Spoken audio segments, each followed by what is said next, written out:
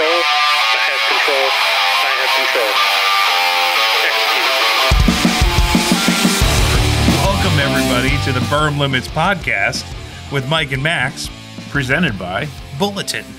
With our special guest today, Mr.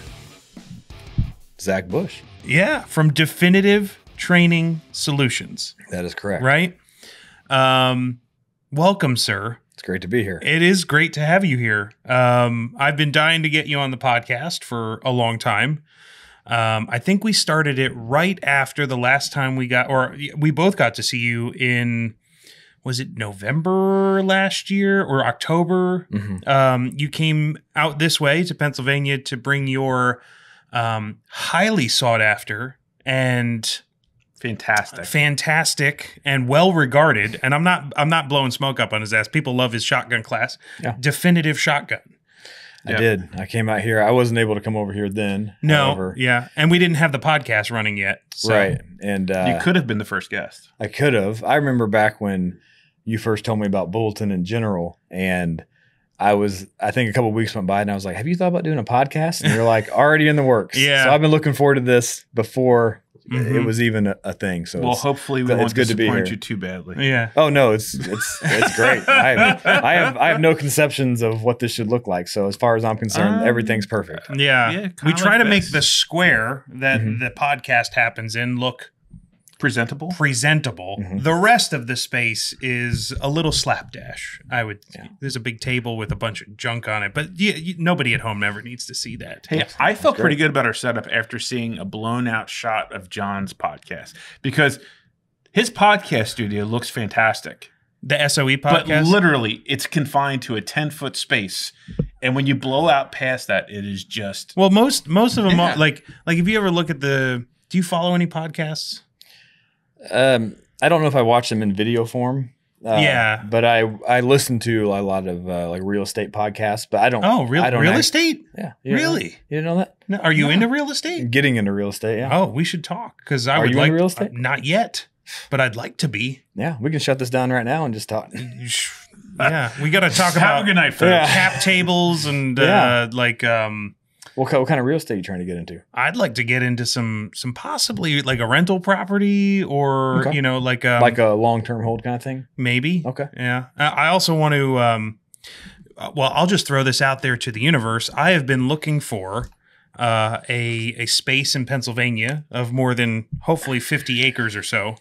I've had a small group of individuals that I've been trying to recruit into getting into, like, hey, let's buy a recreational property that we can use for training or hunting or whatever. It has not come to fruition yet, and I don't know where that stands with those other individuals. But that's my dream, is to have a big chunk of property here in Pennsylvania that we can turn into a private training paradise of wooded areas and ranges and stuff, but not commercial. Like, I don't really want to make it a commercial thing. But are you wanting to get into real estate at some point on the rental or commercial side? Maybe, yeah. But so separately, I also maybe want to get into owning some properties. Yeah, and that's diversifying my portfolio. Exactly. Yeah, and that's kind of where we are with starting that process. Yeah. Definitive Investments is what it's called. Nice. Really? So we don't own any properties currently, but we're looking for just for the right deal to come along. Nice. And so that's a lot of the podcasts that I listen to are not in video form, but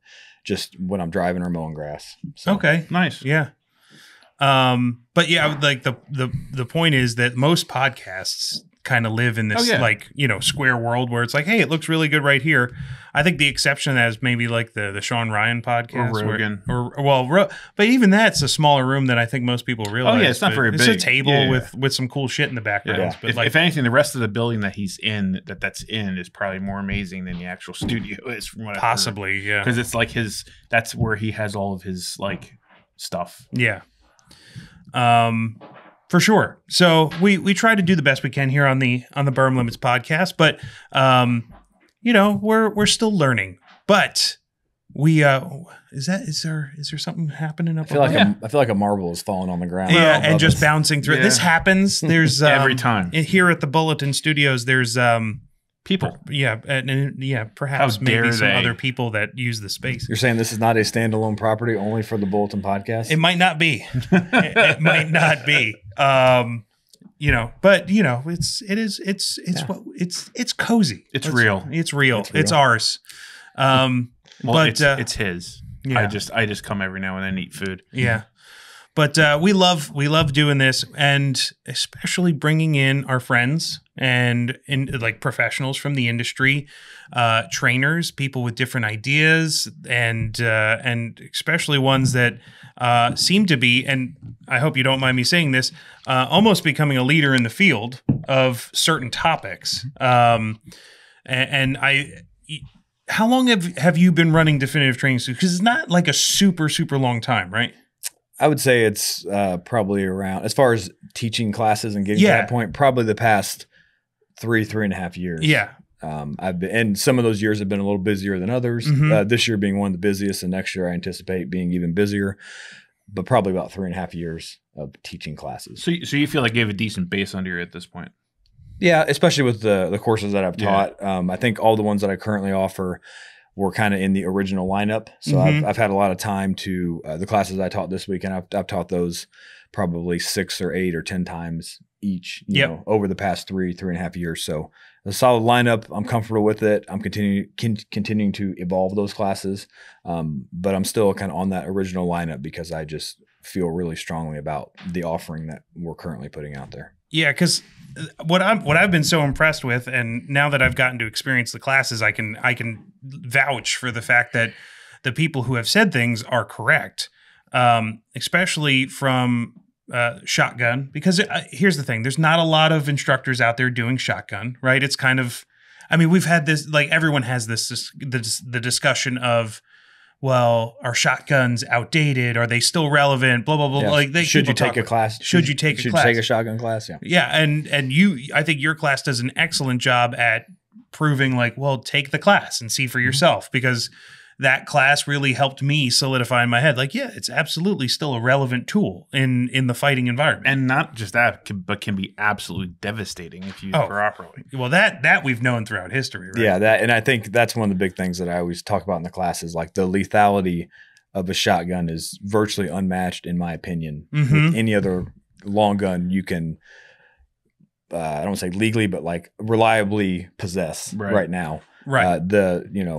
12 gauge shotgun, especially with a good double aught buck offering, is unmatched as far as lethality. And that's one thing I continue to try to hit on in the class about the relevancy of the shotgun. And it almost always comes back to the lethality of the shotgun and how quickly it can achieve what you're trying to achieve with it. Yeah. And I mean, like, I know for me, like, I for my first gun was a shotgun. Very first firearm I bought was a shotgun, and very quickly got put in the safe and gathered dust. And then saw your demonstration at not this last muster, but the second annual muster. I don't think anyone saw my demonstration at the last muster. Oh, no. Yeah. Well, we were looking forward to the demonstration, but gay. Anyway, but that demonstration was like, oh shit, like, this is actually a versatile weapon that can do more than just be that, FUD thing. Or that it's only good at 25 yards or 15 yards and closer. Right. That this thing has some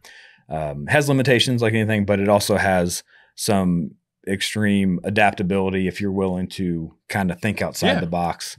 And that demonstration, there was a lot of people then and even now that are like, that still blows my mind that you could do that. Completely. And for those listening, like, I don't know what he's talking about. It's it's shooting buckshot. I think we went out to 100. We go past 100. No, you were like 25, 50, 75, 100. Yeah, and I think we would have went back further, but the road was there. And I'd already kind of made the point that shooting a group of targets, of course, in the right context, that buckshot, even cheap buckshot, can really excel as long as you know how to do it and you know what your shotgun and that ammo is capable of. Yeah. And I had such a fun time with that because I love sharing that knowledge with other people and seeing that light bulb. Yeah. Especially about the shotgun, which I feel like sometimes is already a little diminished with people's opinions of it. And I like being able to show stuff like that. Well, I mean, is that the one you were doing like crowd shot Yes. Like if you had to, if there was like A mob of people. that you had to, Disperse. and that's an edge case. Don't take Which that is why as I something. generally don't like talk about the specifics. Right. Okay. of Fair it. enough. But Like as much as the light bulb of, oh, wow, but your personality, your passion for it came across, which is what made me, I had already heard that your shotgun class was good. But that's really what turned the page. Like, okay, I have to take the shotgun class. Like there was no ifs, ands, but about it. I have to take the shotgun class. And it was awesome. It was a great time. Yeah, it was a good time. for me, my takeaway, or one of the takeaways I had from that shotgun class last year, was definitely the relevancy. Like I've always loved shotguns. Like I haven't taken many. I've probably taken 3 shotgun courses or something like that. Most of with like tactical response, which I think is a great curriculum. Yeah, I agree. But like I liked your class because it pulled out some of the best things that I've seen and added a bunch of new things. And it was a very condensed one-day course, right? So I think which again is another thing that I think that is really interesting to see that you're doing on the industry side, or within the training communities. Like everything's very chunkable, which I know we've chatted about in the past in terms of like, hey, that's a unique offering, because when you come out here, you do a weekend. It's not just, hey, we're doing the same 2 thing for 2 days. You can chunk it up into 2 different days. But in that shotgun class, like the performance differences was amazing. Oh yeah. Like to see, I think one of the things that Zach is very well known for is converting everyone to the cult of flight control. Absolutely. By the Lord and Savior Federal. I drank that punch. Oh man. Like, and I shit you not, man. Like that, I still have the picture of you with a big shit-eating grin next to, I believe it was RJ's target. I forget exactly which shotgun he was using, but he was using flight control and from 50 yards. And I couldn't believe it. He had that classic wood one, didn't he? Yeah, it was like old school, like a police 870 or something. Something like that. And like nothing crazy about it. An old shotgun with that flight control from 50 yards. He did I would say it's probably a once in a lifetime shot, but who knows? Like the pattern, like he shot from 50 yards at the heart and got all 9 pellets in a perfect spread pattern, all within the B zone on a maybe our editor could edit that picture in here. Yeah, maybe on a shoot steel target, and it filled the heart circle perfectly. Yeah. It was like the most amazing. Like, how could you not convince everyone in that class to then be like, oh, I'm definitely getting, because it was such a tight pattern at 50 yards, and it was perfect. Yeah, and I can't remember the exact yardage. I know it was towards the back. It was all the way at the trucks. It was a 50. Oh, was it 50 50-yard shot? Yeah. And I remember it was, about like that. Yeah. And I saw it, and not only was it like that, and we talk about it in the shotgun class, the size of the pattern is important, but also like the composition of the pattern is extremely important. It's not heavily weighted to one side. It's not, most of them are over here and one's over here. And it was perfectly symmetrical. It was a great spread for that, what most people consider a long or too long distance with a shotgun. And he took a picture next to it, and I think I posted it on our business Facebook page a couple times because it just pops up, and I'm like, I need to make another post about, a couple paragraphs about this. And so that was, I also have that memory standing out of that class. And I don't think there's a single person that took the class that wasn't shopping for either a 1301 or an A300. I mean, everyone, I guarantee you, that took that class, that has taken that class, is now shopping for a semi-auto shotgun, because when you do the Rolling Thunder, like, it is really, really clear how far outclassed you are with a good semi-auto versus a pump gun. Or if you have a good base and just a pump shotgun, and then someone puts a 1301 in your hands. Yeah. Oh, yeah. The ability to get to that next level with the semi-automatic, in my opinion, is a little bit shorter than a pump. Not that there's anything wrong with pumps, but there is a clear gear difference. Yeah. And you have to say it, you have to accept it.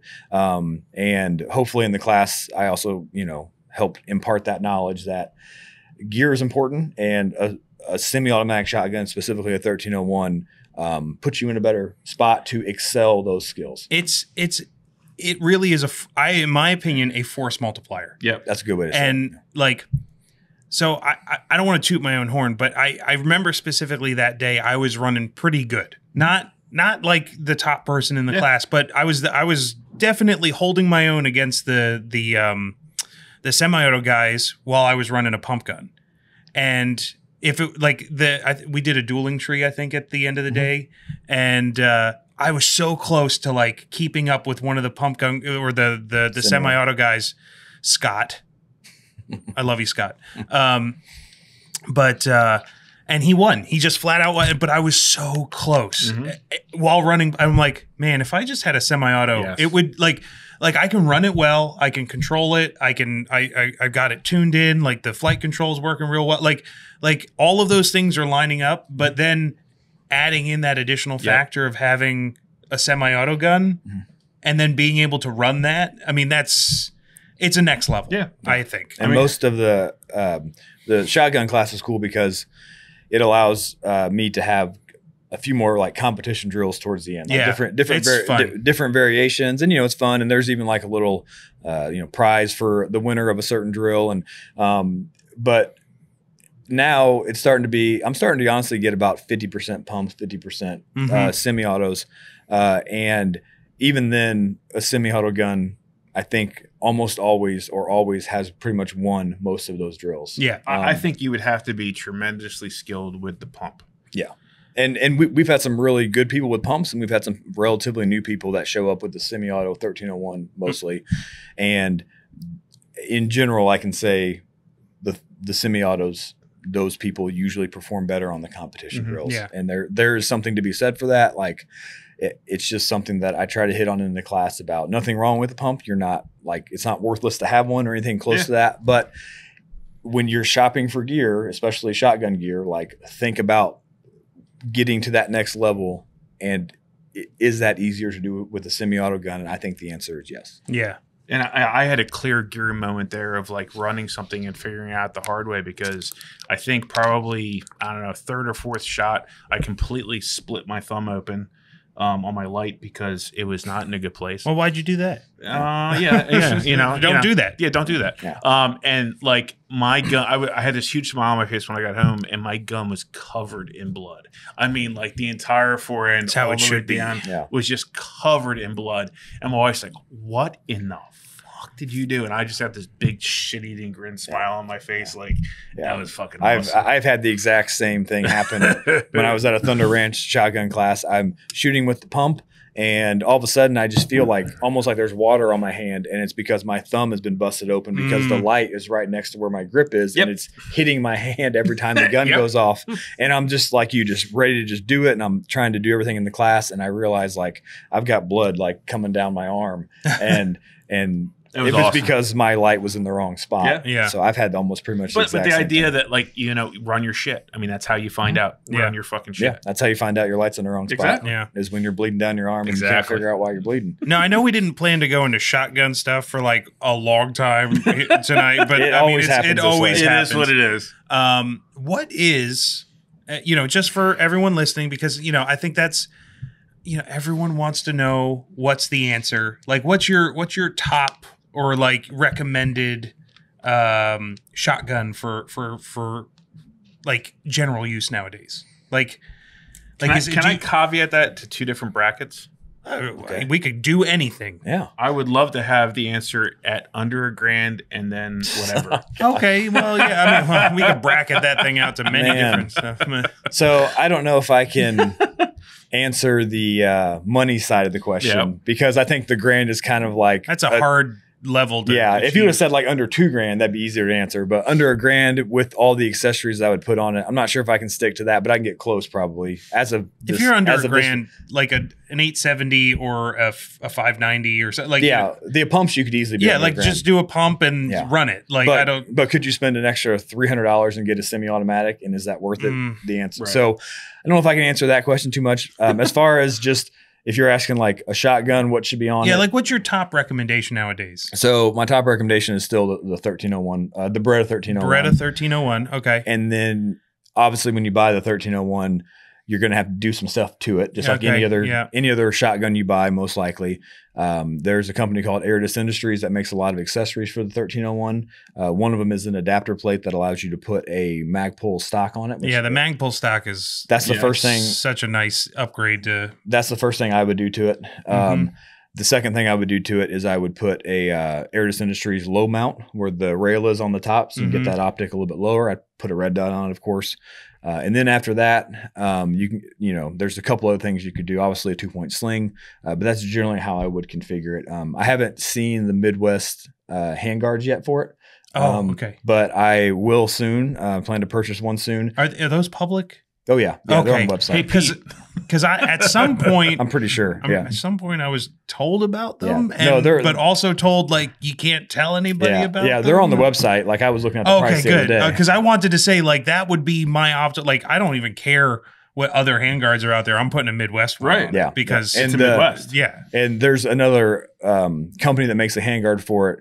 And it's plastic and it's not as robust as the Midwest one appears to be. So I plan to get my hands on one of those. And then just other little gear. Does that other company rhyme with Schmagpole?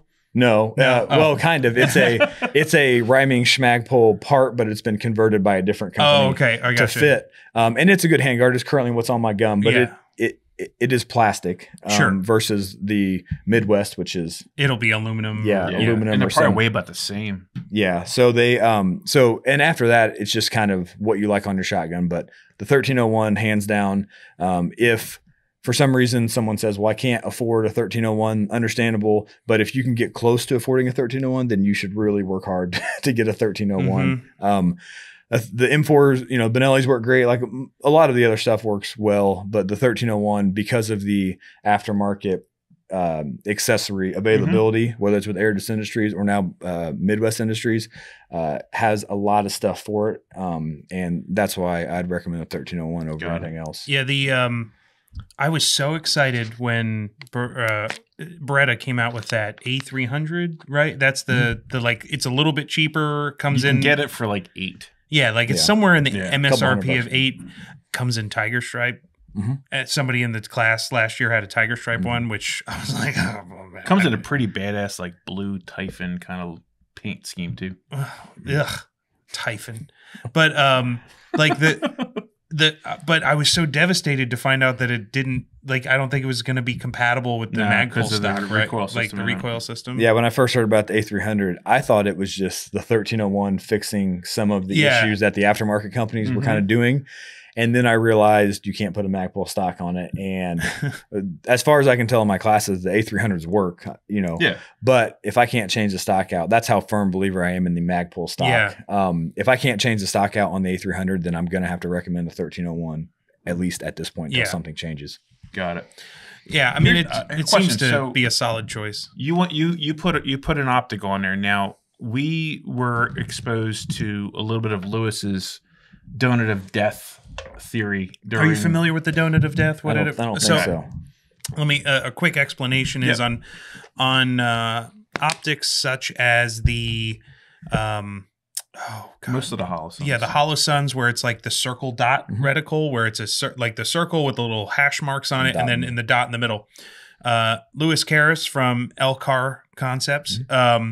He's a big proponent and teaches what he calls the donut of death, which is he turns off the dot in the center, even for pistols. So it's just a 32 MOA circle. And the idea being that at different ranges, like it perfectly silhouettes a face, a chest, and it allows you to target focus versus the idea being that no matter what, if the dot is there, you're going to a certain extent focus on the dot instead of the target.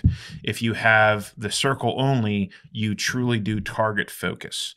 And he had a couple like little demonstrations during the muster. Yeah, you might have caught him if you made it to the muster. Well, I'm saying this idea of this block of instruction sounds awesome, and then you're like, oh, is that the muster? I'm like, can I sign up for a class for this? Because I don't think I've been exposed to it as much as you're explaining it, and it's already intriguing Lewis me. is very passionate about it, and I haven't, like, it's not something I've divined. I haven't dove into it yet, but it certainly seems to have some merit to it. And like most things, if you dedicate time to mastering it, I'm sure it will unlock some other shit in your brain. Yeah. And But the idea of that with the shotgun. Oh, for sure. That seems like a perfect combo. Like, because depending on what you're shooting out of at certain ranges, you might even be able to capture the actual spread. True. Yeah. And as you were explaining it, I was thinking like how this is applicable to a shotgun, Right. Red dot on a 1301, for example. And so I don't know much about that. Obviously, target focus is something that I've heard about and familiar with, but the donut of death theory, I don't really have an opinion on it, but I can see how maybe it has an application on a shotgun. Like a 32 MOA hollow circle being used on a shotgun at distances. It seems like it might make a good option. So anyway.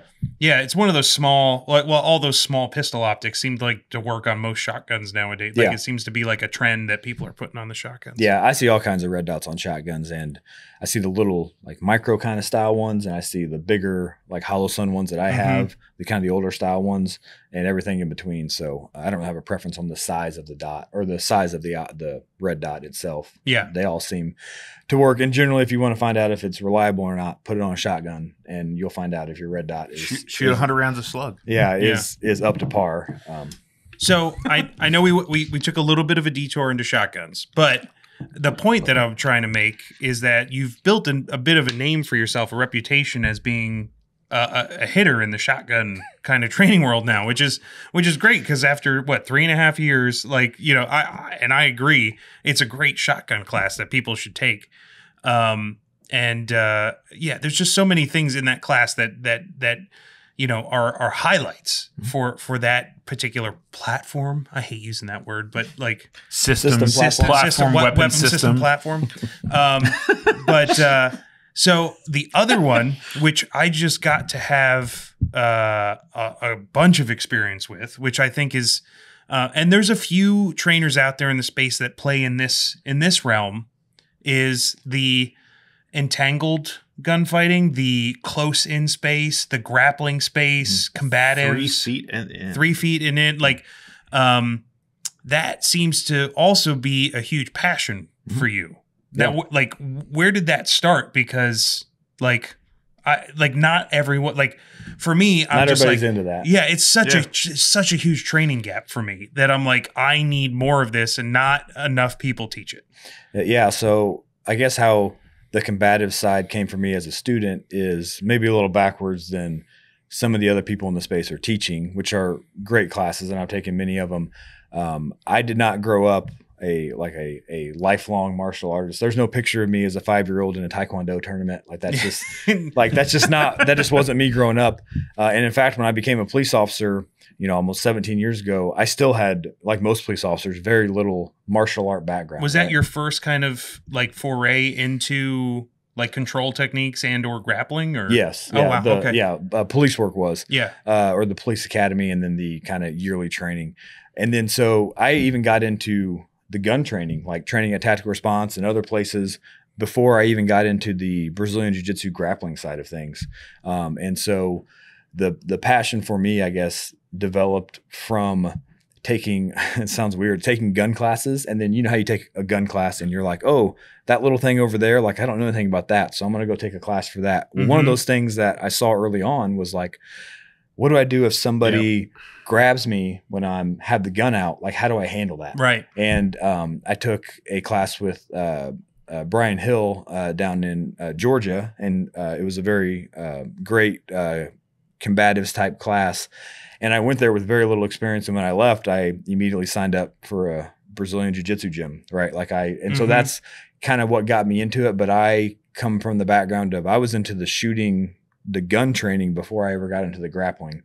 And then once I got into the grappling, not only did I fall in love with it, I also kind of saw some of the similarities, maybe kind of in reverse as some people see them, because I started in the shooting side of the thing. Yeah. Now, did you, because I think we touched in this in the class a little bit, which I thought was so interesting to kind of chat about and explore, is do you see conflict in between the different worlds of the sport side or recreational side of Brazilian Jiu-Jitsu versus the martial training side of gunfighting, or even the people who play in that transitional space? It's something I've always, it's always in the back of my head of like, what is like, where did the lines get drawn? Yeah. So when you say conflict, what do you mean by when I say conflict? Like meaning, like a difference in mindset or a difference in like techniques that you go, this thing should be like, they should teach this different, or maybe not they should teach this differently, but if I'm going to teach this in this different context, it's going to be different. Oh, I don't know if I call it conflict. I see similarities sometimes in the grappling world and the traditional shooting world. I feel like I see a lot more similarity of the sense, like if I was going to show you a arm bar, right? And then somebody else shows an arm bar, they may show it a little bit differently. Just like if I was going to show you some kind of pistol reload or malfunction clearance, probably a better example. Yeah. The other guy would do it a little bit differently. So I see a lot of those similarities between the two. I don't know if I really see a whole lot of conflicts. Okay. I see a lot of similarities between the two industries, and I see a lot of that idea of people diving deep into certain things in both the grappling world and the shooting world.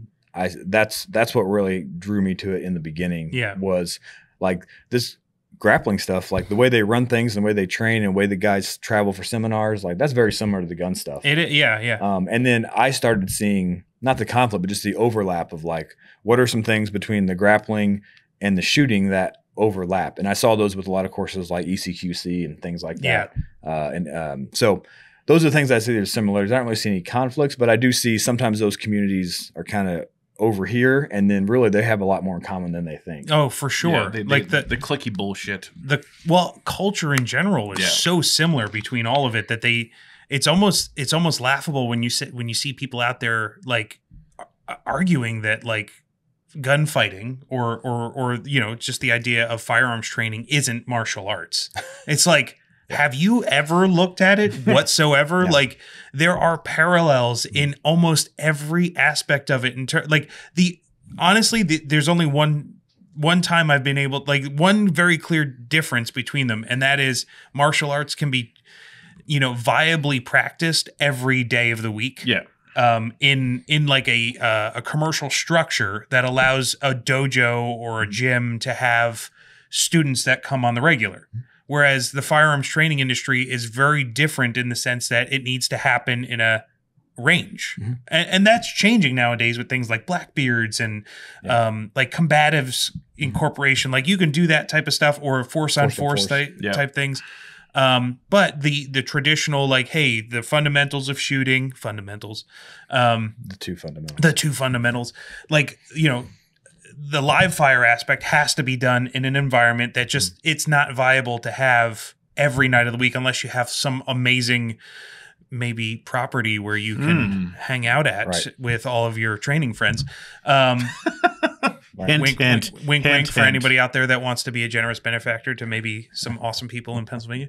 But no, to me, that's the difference. And that drives some things, but like everything, like the emotional investment in your style versus someone else's style, the rivalry between schools, between lines of thought, even between like something as broad as Eastern versus Western philosophies. Like you can like Sonny, like we have all trained with Sonny Pazikis, amazing dude, approaches everything with a completely different mindset and attitude. Instilled from a cultural difference from growing up in Russia.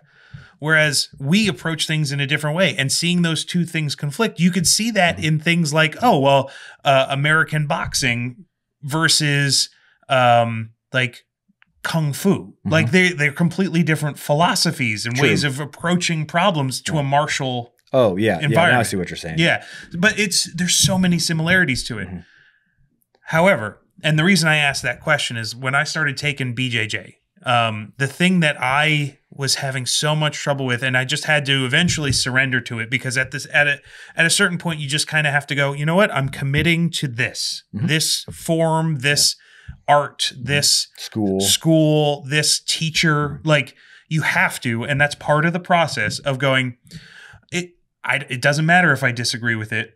Or because I'm thinking, well, BJJ is kind of stupid because I'm getting mount and like I can't do things like punch people. Right. Because if I was doing this in a martial sense, striking would be part of the whole thing, but that's not what the art is. And so, and I know that's one very small aspect, but that sense that it's like there is a discipline and a sport / competitive aspect to it that drives the art itself.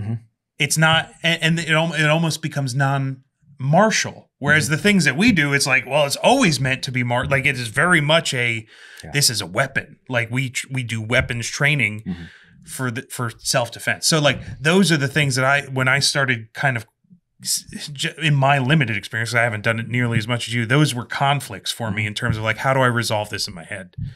True. And that's in the jiu-jitsu world specifically, that is a huge, and I won't even get into my opinion of it. Yeah. That is a huge debate, sometimes lively debate, sometimes friendly debate about, this school teaches more of a self-defense, what people will call old school kind of thing. And this school is more worried about getting their guys in tournaments and winning tournaments and which one's better. And I think for me, like when I have my opinions about it, when I hear other people's opinions, the biggest thing I think of is I think there's a lot more similarities between those two than I realize. Oh, and so that's Well, and the other thing too is like take what you can from it. Like whether or not you're on top of a guy and you're like, I should be punching this guy in the throat.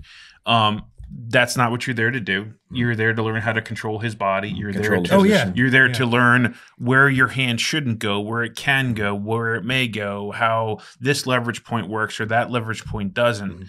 So it's like anything else. Even if you're in a class and they're having you do stupid range administrative bullshit, but you know what? They may show you something in your grip or in whatever that helps you squeak a little bit more performance out of what you can or what you cannot do. Yeah. And I think there's a huge value to all of that. Yeah. And I think you could make maybe a similar discussion or have similar opinions about the competition shooting world and the tactical shooting world. And I think we could have the same discussion about that, and we have our own opinions about that. But the competition and the tactical world, they have more in common than they have differences, I would argue. So that's how I look at that. And at the, jiu-jitsu, the old school versus the competition way or whatever people call it now. It's important. It's cool to have those debates, but at the end of the day, like, I'm going to a martial arts school that I feel like I'm becoming better, at that martial art. And if that's a school that is a, traditional type school, then that's okay. If that's a school that, is big on competition and big on that kind of stuff, that's also okay. And as you grow into it, just like as you grow into the shooting world, you develop opinions and you may make changes or not make changes. And I just see a lot of similarities between those things and things in the shooting world. Yeah. What I think is cool about you in particular, and one thing I don't see a lot of other instructors doing, is you're kind of running the gambit. Like, when you take fighting pistol and you say, okay, well, you're teaching us from 3 feet out. Who do I go for 3 feet in? Well, go Craig Douglas, ECQC. Well, what about from 100 yards out? Oh, well, go this guy. But the fact that you're starting from the touch out to the pistol, like, I think that's it. That's a unique place in the industry that I really hope that you're able to capitalize on. Yeah, just the idea of like I teach grappling classes, I teach retention classes, but I also teach like what I would call a traditional shotgun class. And I teach a traditional pistol class and a vehicle tactics and class. A vehicle tactics class. And so someone's asked me before, like, well, how, like some of those seem far apart, and it's just like, well, that's just what I'm into. That's what I have gravitated towards, and that's what I feel like I have a easy time, whether it's through my training or my own personal experience explaining. And I feel like I have a unique perspective of each of those things. And that's one of the big reasons why I want to teach them, because I feel like I have a way to show people what I've learned in those specific boxes, if you will. And even if those boxes, some people may think the grappling and the shotgun stuff, like, does anybody teach shotgun and grappling classes? Like, and those are my 2 most popular classes, by the way. You need entangled gunfighting and the shotgun. And you need to entangled shotgun. Yeah, you need a retention shotgun. Yeah. Nice. And so that's those boxes are maybe far away, but those are just things that I gravitate. I think they're gradual circles. Well, maybe not all connected. Yeah, to certain people in the shooting or in the martial art community, it's like, oh, he teaches grappling classes, that are jiu-jitsu, wrestling based, but he also teaches shotgun classes. Like, I can understand how somebody is like, well, you have to pick one or the other. And I just pick stuff that I think I enjoy teaching and that I have a unique perspective of, and just so happens to be that kind of stuff. And it definitely comes through because like the last 2 days have been awesome. I love your incorporation of I mean, the term that I know it as is rolling, but sparring. What was it? Non-consensual opponent. Yeah, we were using that term during classes. Yeah. Like I think you're like in a 1-day curriculum, you're bringing in an awesome mix of lecture, live fire, and to varying degrees in both days of structured / consensual opponent drills versus, okay, now let's roll a little bit with some non-consensual resisting. Let's pressure test this. Pressure testing. And and so the consensual, non-consensual terms like ECQC, Craig Douglas talks a lot about that. Okay, and so cool. I've kind of taken those terms to essentially be able to like show you how I want it done, right? Mm-hmm. Demonstrate it, and then have you guys do it consensually, right? And then after you understand how to do it consensually, then we're going to pressure test it a little bit and see if you can do it when he doesn't want you to do it, right? Yeah. And so that breakdown, in my experience in martial art classes, that's generally how they teach it, right? The instructor shows you what it is, right? And then they have you do it, they have you drill it, which is the non-consensual version, or the consensual version. And then after you drill it and you're both comfortable, then hopefully you're getting a chance to pressure test it and try to do it when the other person is not allowing it. So I try to bring that to not just the combatives classes that I offer, but also the just the other classes as much as I can. Yeah, and I think that's fun too, in the fact that like you do have this kind of broad knowledge, and like even in if you take the shotgun class or there's insights that you have from your experience hands-on with people that you bring into other classes, and it helps. Like I've seen it help inform the way that you kind of approach problems and talk through things. So it's and quite frankly, that's like the most fun part about like learning from different trainers is seeing the way they think. Yeah, right? 100%. Yeah. So I gotta give you props on the, especially, okay, so I know I probably shouldn't do this, but the like like I have a favorite of the 2 days that we just did. Yeah, of course. Yeah, like entangled gunfighting versus retention or definitive retention. Entangled gunfighting just got my juices flowing. Okay.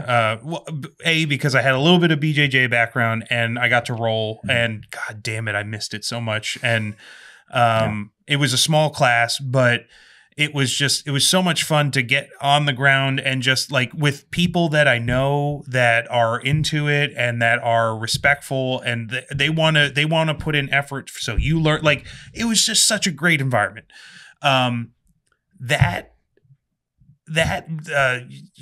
Framework that you brought, like, okay, I had never seen, and maybe there's other trainers that do it. I'm looking forward to kind of exploring this more. And I got a date coming up where I'm going to ECQC. So I'm like, I think this next year for me is going to be very much like, I might have to dive into this combatives thing more. Yeah.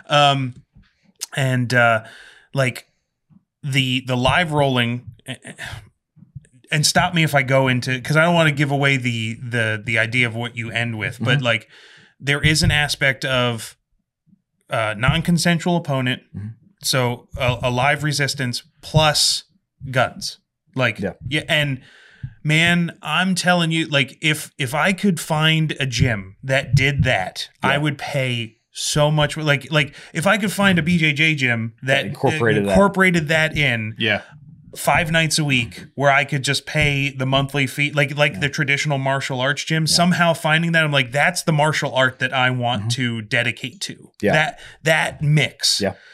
Nobody does that. Yeah. There's a few people out there, I think, that do something very similar to that, where they have a traditional jiu-jitsu gym and then they incorporate something else to make it a weapons based environment. There's a guy. There's not many, but there are some. But it has to be localized, right? Yeah, you have to live close to it. So what I'm asking you is, will you please move out to Pennsylvania and start that? So this is all a lead off for the acreage that he was looking for originally, and moving Zach out along with No, but it's. I think you got a really awesome niche that you've like through passion that you found that is it's so like, man, that could be 15 classes, like a series of because everything that you go through in grappling, like you can barely scratch the surface in an 8-hour class. Like shit, the number of different holds, escapes, different aspects, and like even just methodologies of grappling. It's like it's so deep. And then to try to put it into the 1-day class that is entangled gunfighting, like I enjoy that kind of challenge. I enjoy taking what I've learned from other classes and trying to distill it to what I think is important. Or like in the class we talk about some of the techniques I teach, like how to pass somebody's guard. There's a million of them, right? And I just show one that I think works for most people in most situations, right? That because the people that take that class, entangled gunfighting, they're usually not high level grapplers, which is good. They're usually gun guys, right? Every once in a while we have some grapplers come over, but usually it's gun people. So how do I show techniques that I can distill down? And that it's definitely daunting, but I enjoy that aspect. And then putting it into 1 day makes it even more challenging, but also kind of exciting and then rewarding at the same time.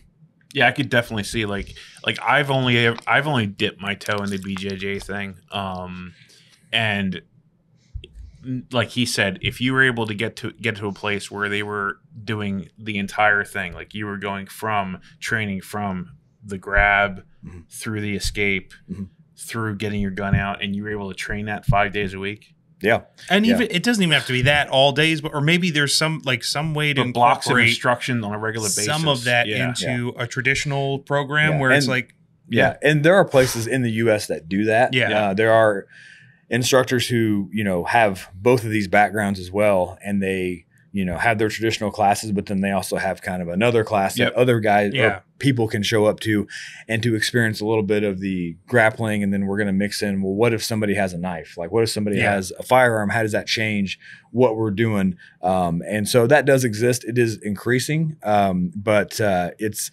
definitely not like everybody lives within probably an hour of a jiu-jitsu gym, right? Yeah. But not everybody lives within an hour of a jiu-jitsu gym that has those kinds of things with it.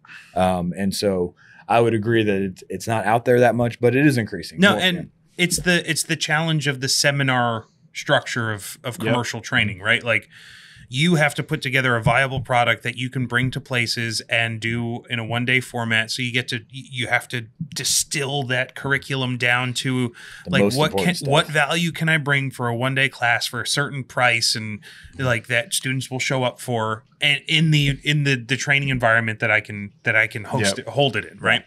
Yep. So that's the seminar, and they do that on the martial arts side too. Like there's seminar, like we're doing it's a 1-day seminar from Jean-Jacques Machado or something. Like it's like okay, so they have the 1-day thing. You can't get mastery from the 1-day thing, and that was a big thing for me. Is like, man, like you have to dedicate to the art. You have to find a way to like make it part of the daily life thing, because it's so deep that this is one of the like the grappling combatives thing is just not.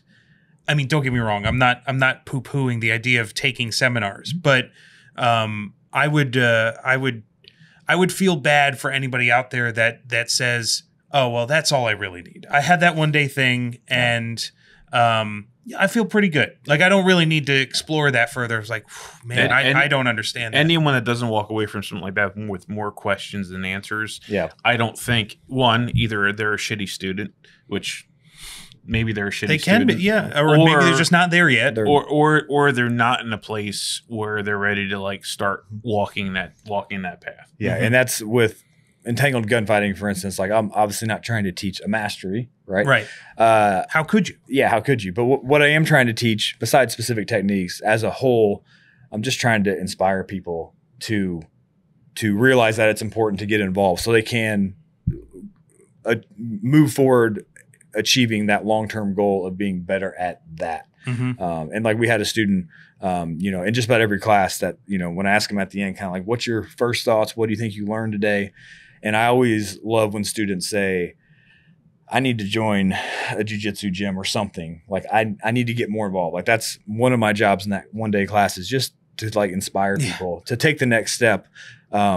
Whether that's the grappling guys that have never taken a shooting class or whether that's the shooting guys that have never taken a grappling class. If I can inspire someone to get on that path that's not currently on it, that's another like 30,000 foot view goal of the course. I always feel like the best way to end a class is twofold. One, for a student to feel accomplished, like, oh wow, I just did something that I didn't think I could do before. So they get the feeling of empowerment combined with a reality check that while I got the boost of confidence from that thing, I still have like there is this whole vast thing that I'm just like so unprepared for. You just saw another layer of the iceberg that is under the water. Oh yeah, for sure. And sad. This is a sad story. It's more of like an insider type thing in the training industry. I don't know if you've ever experienced this, but like it broke my heart once. I took a class and the instructor. This was an instructor development style course. Oh, okay. And I don't want to give away the course or the person because like that's not what relevant. I do. But I'll talk to the mindset of it. This instructor was giving so this is how you become a better instructor and more profitable. Always make sure that your students feel defeated when they leave class. Like if there's a student in my class that looks like they're feeling like hot shit. I always throw a challenge at them that they will do poorly at so that they leave feeling like they did an accomplishment. And I just sat there and was like, I don't know if I can like sit through more of this. Like that fundamentally is an like aside from like nuances like, oh, well, this person adheres to these range rules or this person handles reloads in this way. Like that's the bullshit of training that people get so focused on. But when I met a trainer that was like, oh, I like to make students feel like shit. I like to knock them down a peg. I like to knock them down a peg so that they make sure to come back and pay me more. I was like, fuck that. And I think most of us can agree that's a little jacked I mean, up. there's very few moments where I think you say to yourself, I need to not be here anymore. And that's one of those moments of like, okay, like I need now. And the worst part is I had to stay because, and I don't want to give too much away, but it was for a credential that I needed to do other stuff. I needed to do other things that I want to do. The flip side of that is maybe it's an example of another lesson of this is how I don't want. This is what I don't want. Yeah, 100%. Like you always can learn something, and I learned that day that I don't want to be that trainer. Yeah, no, I agree. And I think for me, like when I go to a class and whether it's that specific example, I have to try really hard to just like find the good in the other stuff they're saying. But that would hit me like a freight train as well, where, I've had students in entangled gunfighting is probably the biggest example. Someone comes in, whether maybe it's their fitness level that's lacking, maybe they don't know anything about grappling, right?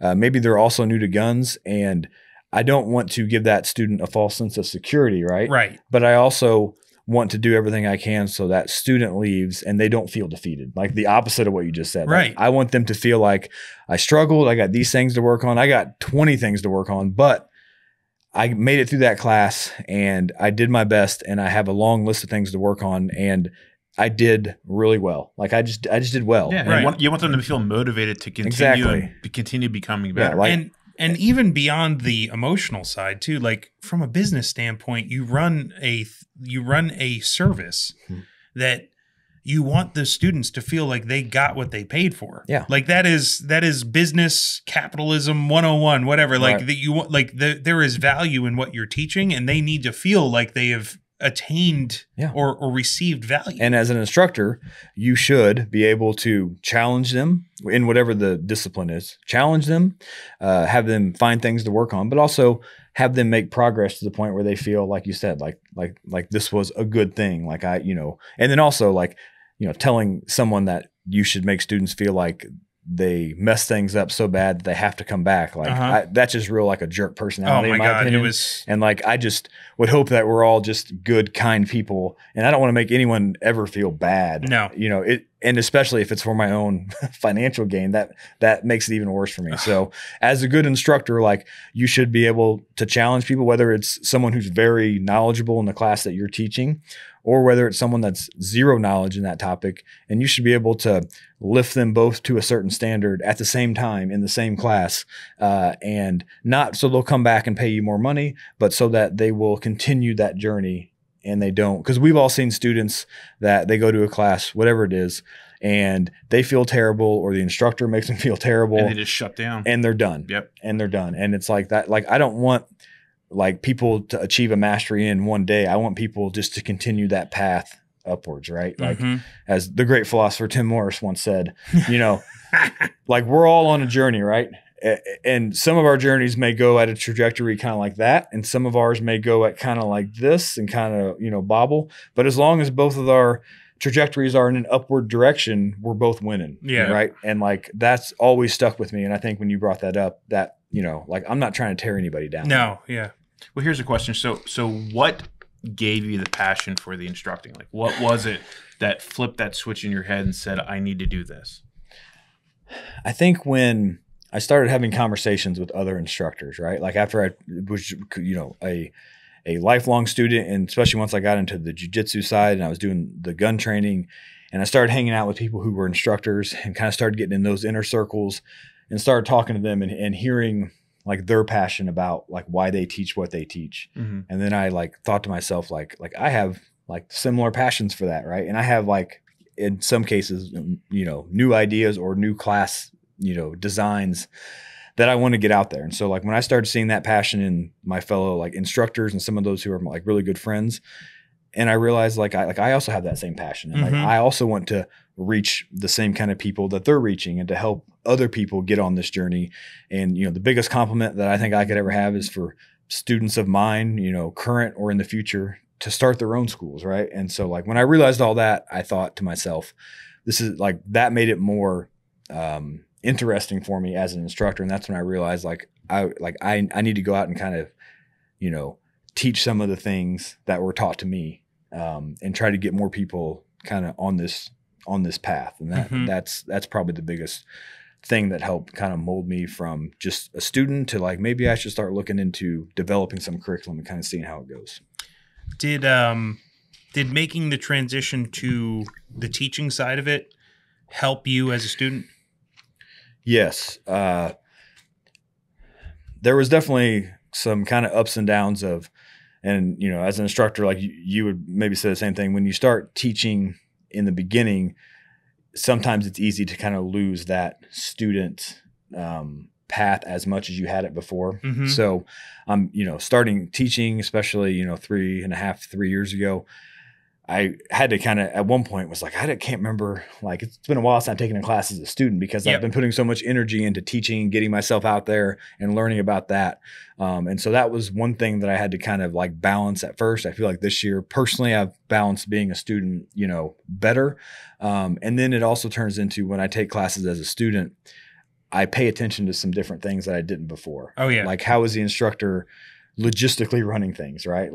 Like how did they do the safety brief and the safety rules or whatever they do in relation to like when they start. And so like going to take Sonny's class as a student, a lot of these different things I've never been exposed to, but I was also paying attention to kind of how he logistically did what he does. And so now as an instructor, and I instruct more classes than I teach in a year, right? When I take classes as a student, no matter what the discipline is, I pay attention to that a lot more than I used to. Yeah. Like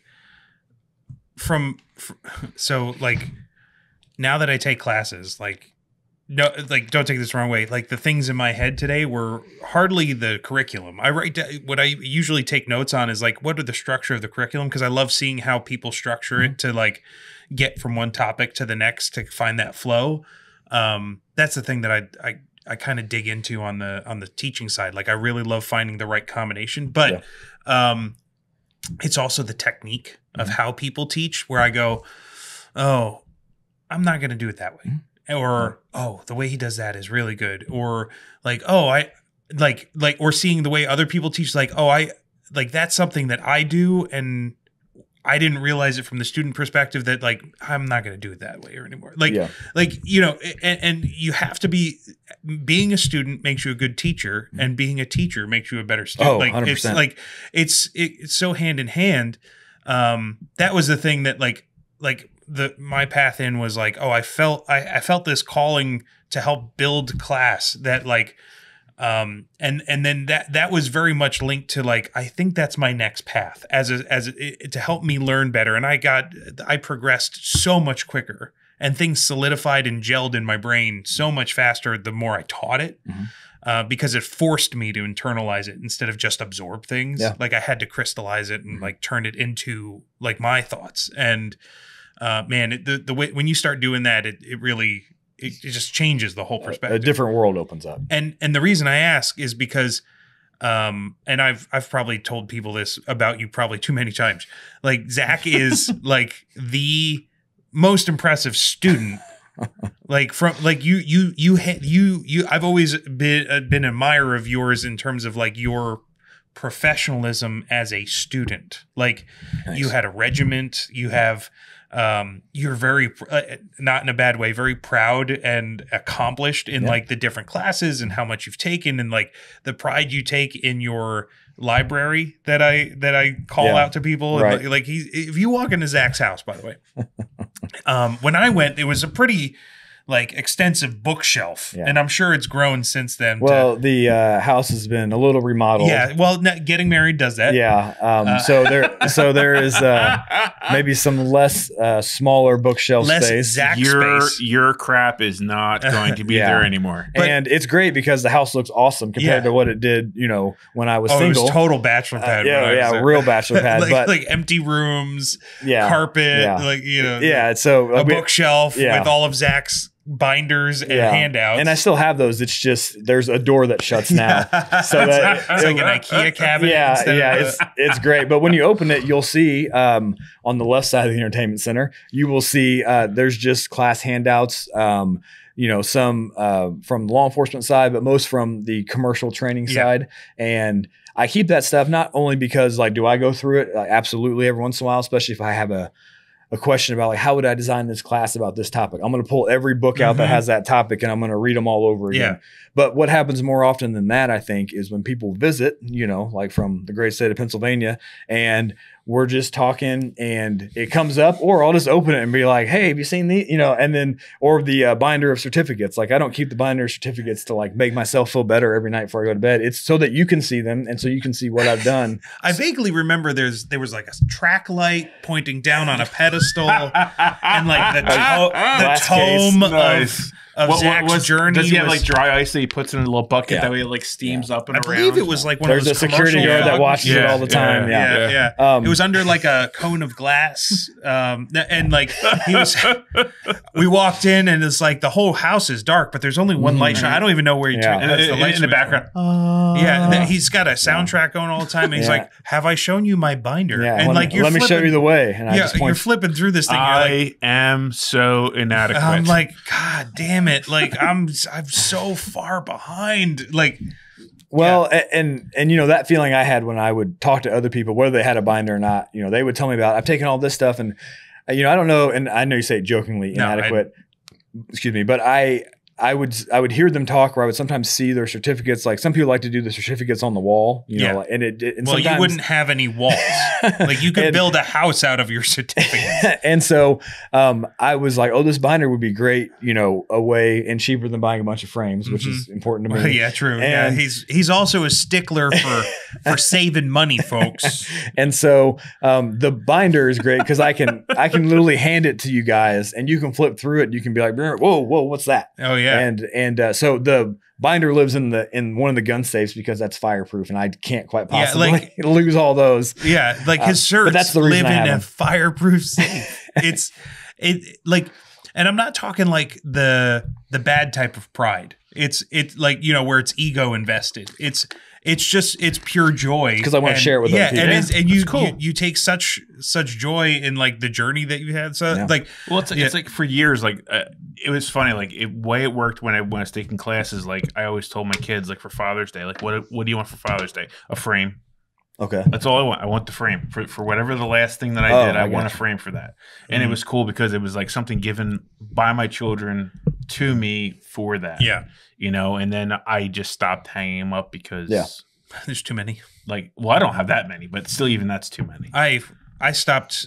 So it's funny how different people take different things with them. Like, for some reason, I stopped caring about certificates at some point, and it was before just my current close circle does not invest a lot into the idea of certificates. It's the journey, the path, the effort, right? Like that's what we really focus on. And like at some point, I just stopped making sure I had it each time. And I'm sure if I could probably like throw together like 80 or 90% of them, because every time I come home, they go in a similar spot. And but it's more like I measured it in like, oh, the number of people I've met and like how many contacts I got from a class. And then more importantly, like I have a drawer full of notebooks, which is definitely not nearly as searchable or digestible again as but like I've always looked at that drawer as like,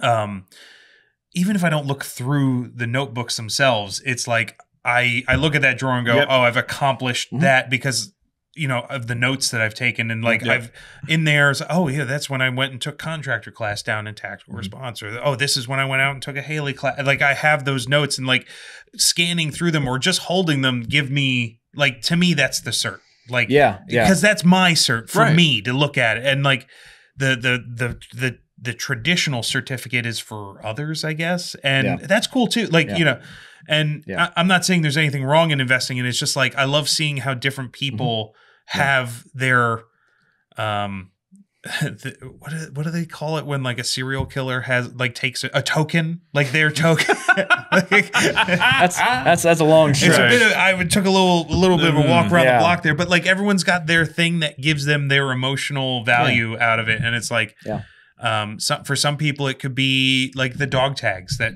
or it's pictures at a class, or it's pictures. Oh, pictures at a class is a great. I think that's a huge like thing. I don't hardly ever take pictures at a class as a student, and even as an instructor I forget a lot. And so like I think about people in the training industry, other instructors that like we all know, and I'm like, I don't think I have many pictures with certain people that I've seen 3 or 4 times a year, you know, even in a professional capacity. And so, pictures are one thing. Like the notes are also in my like little library, my notebooks that I, you know, and I also use those for other people, but also for me just to kind of read through. And you just, at least for me, like, I don't know, when you read yours, I get like this, sometimes a flood of emotions of like, not just about the class, but like where I was in life at that moment and like what I was doing, what was important to me, like personally, professionally, with my job, you know, like where my mind was when I took a certain class, when I read the notes of like, what did I think I was like? Did I think I would be here right now 5, 6, 8 years later? And so I enjoy that aspect too, but I would agree. Everybody kind of handles it differently. Like when I hand out certificates in my class, I hand them out after the course. Like I'm not going to be mad if that ends up in the trash or if that ends up in a dresser drawer and whatever, or if it ends up in a binder that you keep in a fireproof safe. Like I'm also okay with that. And so it's important to me. And so I want to at least give my students the option to have that be important to them in whatever way that it could be important to them. And I mean, like Mike talking about you and your note taking, and then seeing Mike how he does his has 100% inspired me to do more because, you know, in the moment, in the class, yes, there's retention involved, but there is something about writing that down, physically writing it down, that it keys your memory a different way. You remember more about all the circumstances around it, not just the information you were getting. You know, so like it has 100% turned me into more of a note taker. And sometimes it's just sentences and quotes, like listening to Sonny talk, like, he'll just say something. You're Jesus like, Christ. And every now it's like, okay, write this down. And it's like, you know, I've been writing shit down the whole time. Man. Okay, this is the one I underlined. And there's a balance to, and you know what? It's so highly personal, because for some people, notes can be just like, you know, what was the topic that we're talking about? Because they can look at that and then recall. We know one guy, a good friend of ours, who is more of an engineer type. Who, yes, and verbatim. Well, if you looked at the notes and and the amount of them, you might consider it to be verbatim. And this isn't me shitting on him in any way. No. It's not my way. It's fucking impressive that's his as hell. way. Yeah, and it's like it is impressive. I know, like, and this isn't me saying that this is the case, but I know in my instance, if I took notes of that level, I wouldn't be able to then, like, I don't have that ability to be that detail focused on writing and listening at the same time. So I have to find my balance of, okay, I'm going to write this thing, listen for a bit. And then if I hear something that's like, oh, I got to write that down, because I always find myself, the more I write something down, then I stop listening, and then, like, I have to find the right balance. You have to find the balance for it. Yeah, for sure. So, you know, it's a skill. It's a skill just like any of the other stuff. Yeah. But that's what you have to hone to be a better student, a professional student. Like that. And this is the side part of it too. And I don't know if you feel like this from an instructor standpoint, but I know I've caught myself doing this too. If I see people writing stuff down in a class, I get more jazzed about it. Oh yeah. Like I feel like people are and I do that not solely for the purpose of, but I also do it to make sure that the instructor that I'm in the class knows that I value the material that he's giving me, and that I want to keep it with me. Yeah. So, like, there's an unspoken kind of like thank you to that. It bothers me to no end when I'm a student in a class or an instructor when somebody doesn't take anything. Yeah, like when somebody, and I was going to say, I agree with you for the most part, but instead of, like, I get that feeling, but not when I see them writing stuff down. I get that feeling when I see them show up with a notebook. Yeah. You know, like, because like you said, you can take notes however you take notes best. And you can take note, and one of you may write like almost verbatim what I say, which is fine. And the other one, you might just write a very staggered outline. You could draw a pictogram. Yeah, draw pictures, or maybe you're just writing down the drills that I do because you want to learn how to practice better on your own, which is also totally acceptable in my opinion. But when I see students show up and they don't have any notebook, and I'm just like, oh man, especially if it's someone that we all know, I'm like, man, like I wish that dude would have a notebook. Or if it's a new student, you know, I just think like, man, like I'm just kind of waiting to see like why they don't have a notebook. Maybe it's their first class. Maybe they don't know anything about notebooks. Maybe they don't know Bulletin has notebooks. I give them, like, I try to make it a point to give them out at classes that I go to for as Bulletin. Yeah, and I do believe that the classes that I've been in with you, when you have handed those out, the people that have taken them that didn't have one to begin with, if I had to guess at the end of things, they got more out of it because of you doing that. Well, I think it makes it helps kind of we'll call it the educational lubricant. You know, like it makes things start, synapses start firing the more you put pen on paper. Because maybe they showed up and they're like, I didn't know people brought notebooks to gun shooting classes, you know, like, and you're like, oh, well, here's a notebook. And in all of our handouts I don't really talk about it a whole lot, but in our second page, it has like the class date, your name, all that stuff to remember when and where you took the class. But then below that, it just says notes and just has the rest of the page that you can take notes on. Obviously, you can take notes all over the handout if you want. But I just like to put like the word notes is important for me to put on the second page. So that way someone can be like, oh yeah, like I guess I probably should take some notes, even though he's giving me this handout. Because like I value it, I know we all value it, and everybody takes notes differently. So it's, you know, there's no judgment on how much you write or even what you write. But the idea of I'm going to write down stuff so I can better engage this now, and I better can engage this topic later is important, very important. Yeah, I think it's definitely a skill that you have to develop, and I think the more you do with it, I think it'd be hard. You'd be hard pressed to find it being negative. Yeah. Agreed.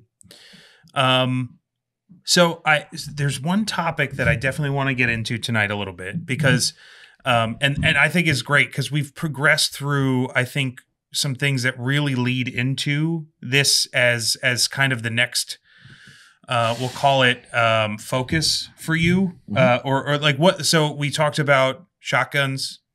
We dove into combatives and grappling, passions of yours that have led to curriculum that is really like just connecting well with students. You told us about a new curriculum that you're working on, which unfortunately is a topic that comes up all the time.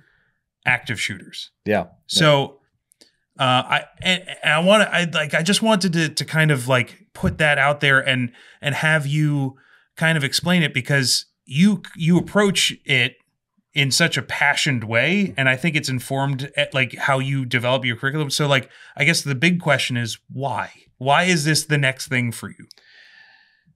I think the best way I could answer that is to say, maybe it's kind of just doing a circle around your question. You're phrasing the question because I'm passionate about it. Yeah. Okay. Well, okay. Yeah. I kind of let it. I'm doing it because I I love it. love Softball it. pitch. Yeah.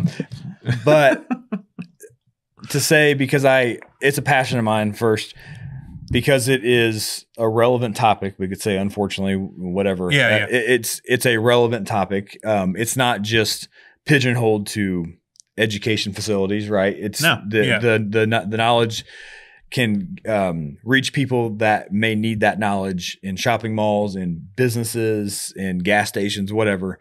And so the passion for it excels my desire to develop the curriculum, but also just the way that you can apply it is so diverse that any student could come to that class and take stuff away from it. Now take lots of stuff away from it. We didn't get into this, but would you say that your current profession has informed that? Yeah. So I've been a police officer for 17 years now, and my profession has influenced my opinions about active shooter response, my passion for it. That was me. Oh, Flash flood warning. we have a flash flood warning. Oh my lord! Everyone's phone just went off. Okay. It's like that was all of us. It Well, we wasn't are in a just you. basement. Is this going to be a problem? Fine. We're Some kind of kinda like works. 800 feet up. Oh, are we Like, up? Didn't you notice you drove up a mountain to get here? Well, so in Pennsylvania, it was just kind of this. So I have no clue which way is As up. long as you're here Yeah. and not here. Yeah, there you're was a gonna lot get of this right before you got Yeah. here, but Anyway. So the current profession of not just being a police officer, but also working as a school resource officer has helped shape not only my passion for that topic, but also shaped my opinions about it and how I would teach it to people maybe that aren't police officers or that don't work in schools. Well, here's a question: like honestly, like what do you do as a school resource officer? Yeah. So other states, jurisdictions may call it something different. As a school resource officer, I am in my specific job. I'm still a police officer employed by a police department. I am assigned at a elementary school, and my job is simply to report there. And then after my shift's over, I go home for the most part. But my job simply is the safety and security of the students and the staff in the building. That's like the general umbrella of what I do. Makes sense. And then there's the other aspects of being an SRO of building those relationships with the students. sure. All those other like just fun, great things that I love doing in addition to the security side. So I would say it's kind of those two big things. And then that informal role model, informal educator with the students in the building. Those two or three things is kind of the general definition of at least what I do. There's different school resource officers have different probably job descriptions across the country. That's kind of the model that we have. And because of those reasons is the biggest reasons that I just love it. Like, because I could do all those things. It's actually quite incredible. I think it's awesome. Like, because even like, in addition to the main things that you just said in terms of like the physical security and mentorship, like there's a whole nother aspect of it too, in terms of like you're basically community relations. like as well. You can Because say like, that. well, because you're influencing the next generation's thoughts On the and police. views on police. Yeah. Like you have a huge impact in that. And, you know, I kind of wish I might have had a school resource. Well, Maybe I wouldn't be so harsh on the police. Well, like for us in high school, like granted this was 30 years ago, but when I graduated, my last 2 years we had a guy, and he was an older guy. He was a retired cop. He was 100% just employed by the school. Okay. He was armed security, so he was armed at all times. He was he had a very visible gun on him, and he was just a cool old dude. Like he was basically there because when I was in school at that point in time, there was a lot of fights happening. They had just instituted a new rule that whether you were the fighter or the fightee, you got fined like $500, which miraculously stopped fights. Okay. Yeah, heavy fines.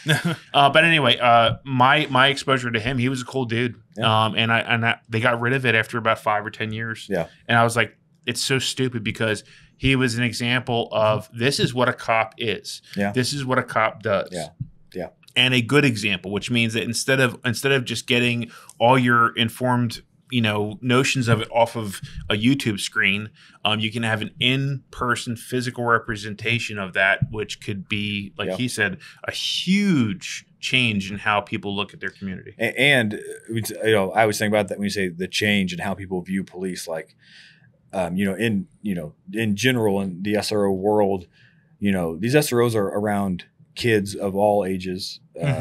Everywhere from like elementary school to high school, right? Ours was in a high school. And these students, whatever their age is, like they may have perceptions of the police that maybe aren't correct, or maybe it's just they just have a bad experience with the police. Maybe they've seen the police at their house, and so when they see that officer, and I think this is true especially at the elementary level, which is one of the reasons I love working at the elementary level, is whatever that view of the police is they have, or the view of police that people they live with have, like I get to have that relationship with them, like on our terms, like me and that students, like that's our relationship, regardless of whatever happened in the past. Like that doesn't matter to me, and so I enjoy that relationship, so that they can grow up and they can be like, well, maybe I have this opinion of the police, but like that one SRO, and when I was in 3rd grade, like I connected with that guy, and I'm hoping that's positive to some fashion for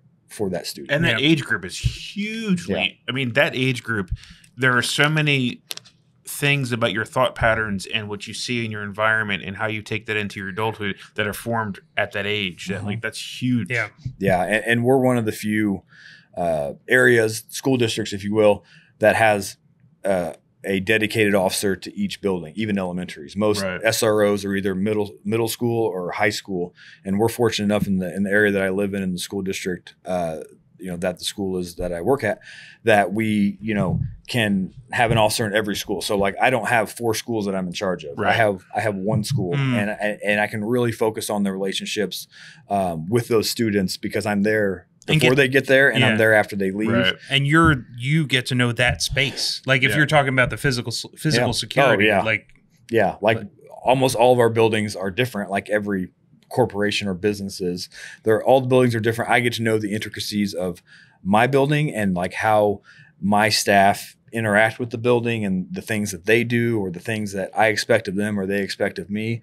And it's just it is as far as the school resource officer model, it is like the best case scenario compared to how some other places do it. And do you get to inform policy too, or like with the schools? Yeah. So typically the policy with the schools is with them, right? Okay. If it's like school policy, right?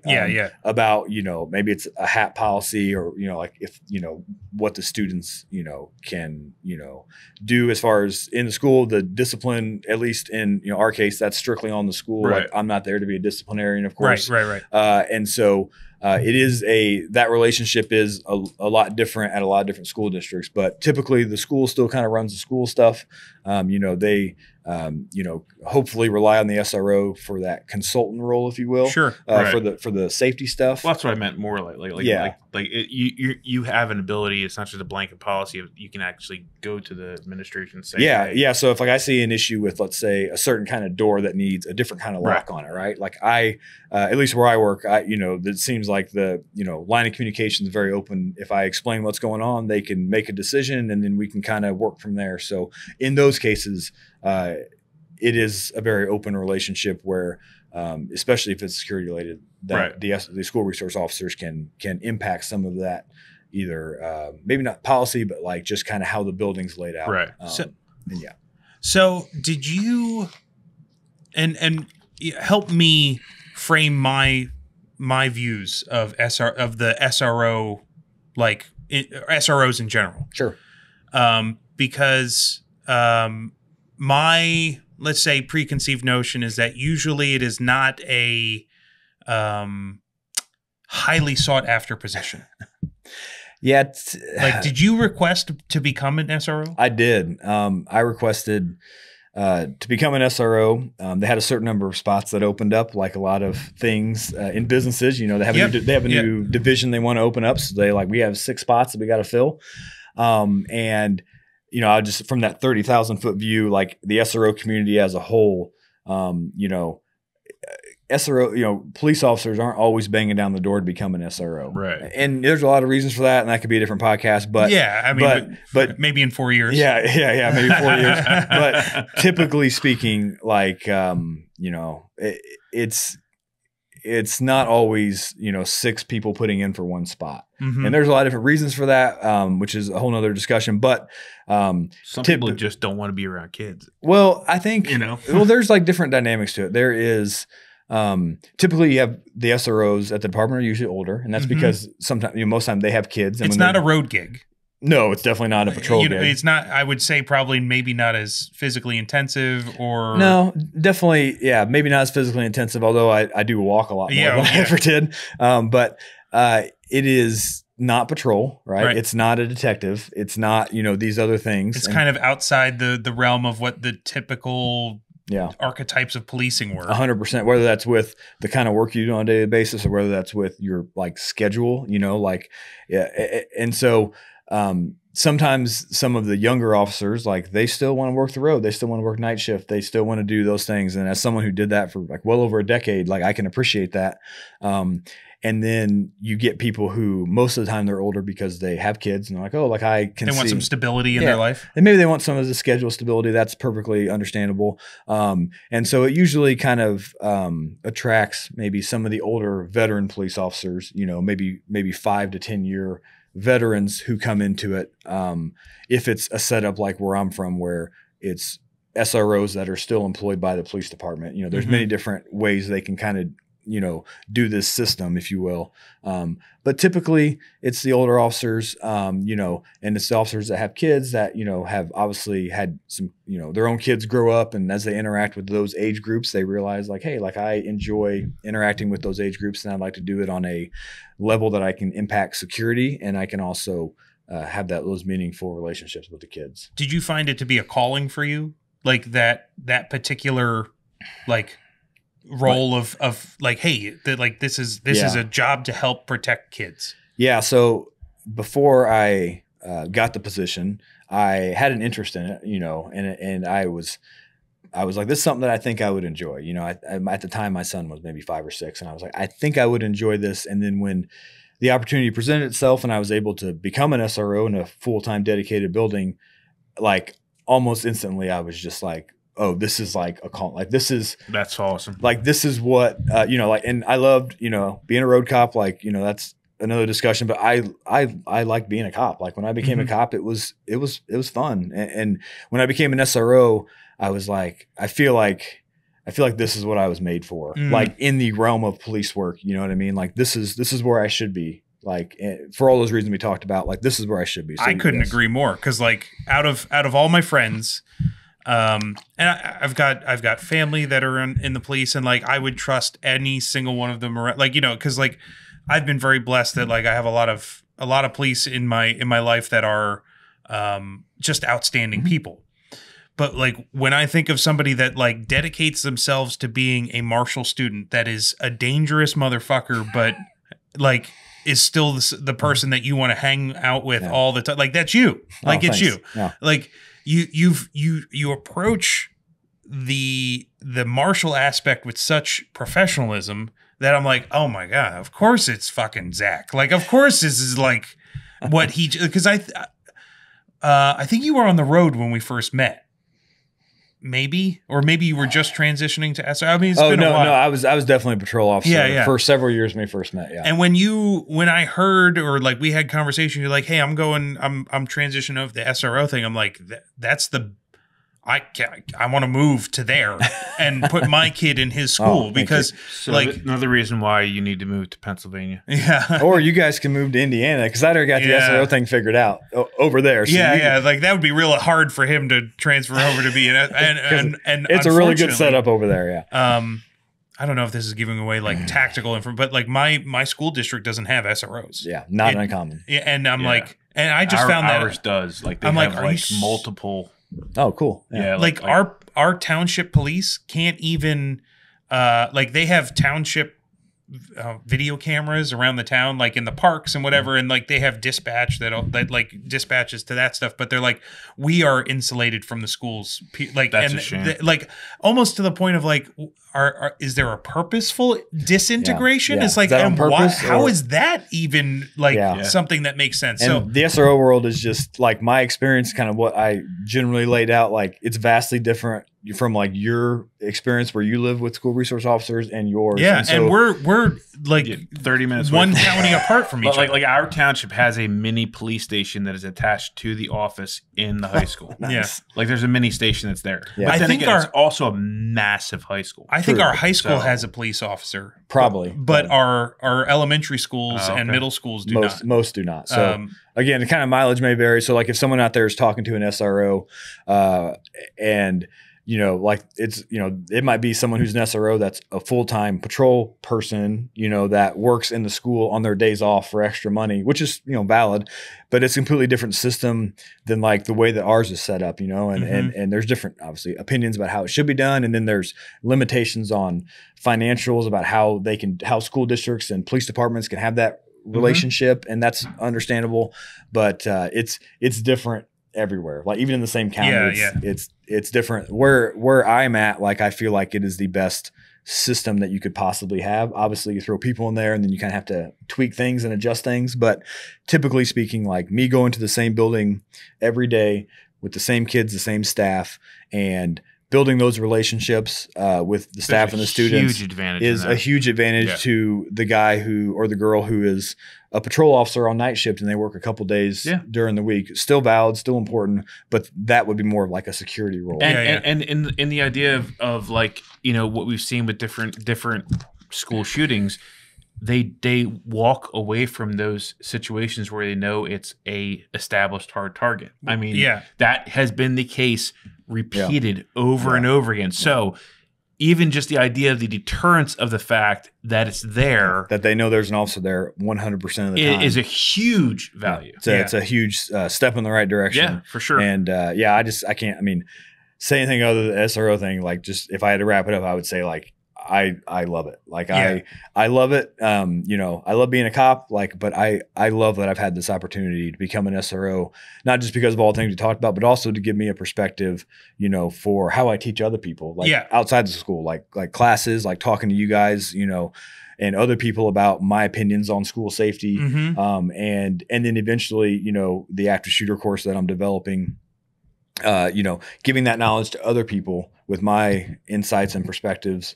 and experiences. The SRO community helped give me that too. So I'm extremely thankful for that aspect as well. So do you like the kind of, I think where we'll end that section and like this is where we kind of began with it, because like there are incidents that happen. There are things that we've seen over the past few years. Do you find yourself looking at those and like things like Uvalde, Parkland, or hell, even looking back before you were an SRO to like Columbine and fucking Sandy Hook and whatever.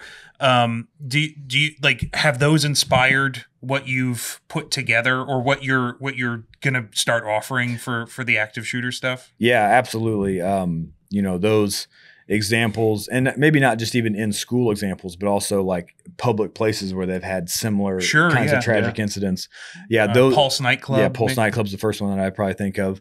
They all of those things are going to make it into the active shooter course. The active shooter course will have a large lecture component because I want to pass that knowledge. Yeah, because I want to pass that knowledge on to the students about these are statistically how things happen. These are how specific incidents happen, right? And understanding that kind of stuff, I feel like makes you better to respond to it or to understand the problem in general.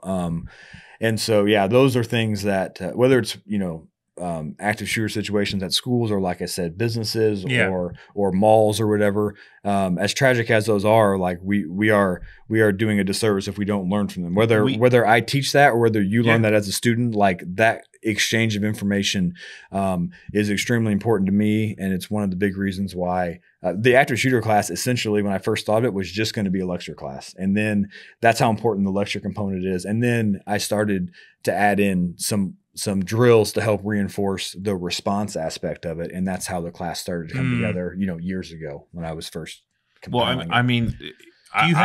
Do you have it on a schedule? Like, have you chosen a date to start teaching, or like that? Not a specific date. I could tell you based on how the development of the class is going. It would probably be like summer of 2025. Okay, would probably be the date that I would roll out the first class, and maybe roll it out here in Pennsylvania. Yeah, I'm down to roll it out wherever. And we'll make it happen. Yeah,